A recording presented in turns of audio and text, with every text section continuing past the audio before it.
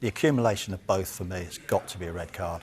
What I will say in Michael's defence, he was very, very clear. You could see he'd made a decision. No, I'm not having it. He told everybody. There was no doubt in his mind.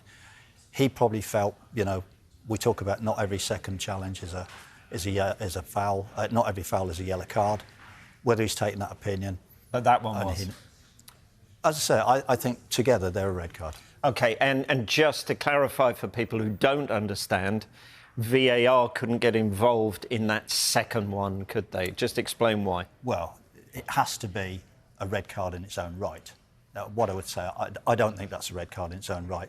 It's certainly, if they've cleared the first one, the second one clearly isn't a red card.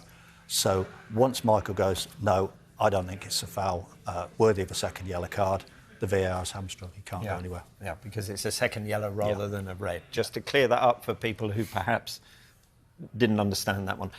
OK, first up, the first challenge there, was that worthy of a red card on its own?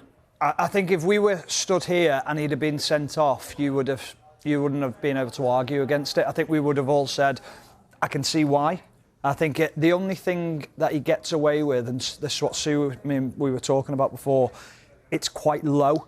Any higher, I mean, an inch higher or so, then you would have been saying that is very, very lucky, and he could have gone.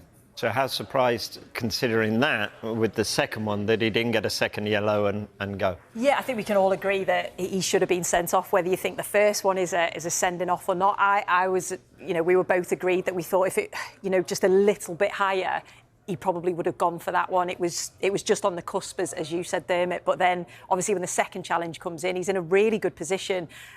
Watching it live, I thought, 100% he's off it. It's got to be a second yellow card. So, yeah, he's very lucky not to have gone. I had a feeling of how Dermot feels most weekends. At the game yesterday, there was a guy, an Arsenal fan, and he turned around to me in the second one. He was like, hey, you do that ref watch. Why is he not being sent off? And I turned around to him and I went, I'm not refereeing the game. So it's got nothing to do with me. So now you feel Dermot. Dermot gets that every week. That is frightening. You've got just a very brief glimpse into Dermot's life. That is terrifying thing. I gave him a hug this morning when he came in. I was like, oh, God.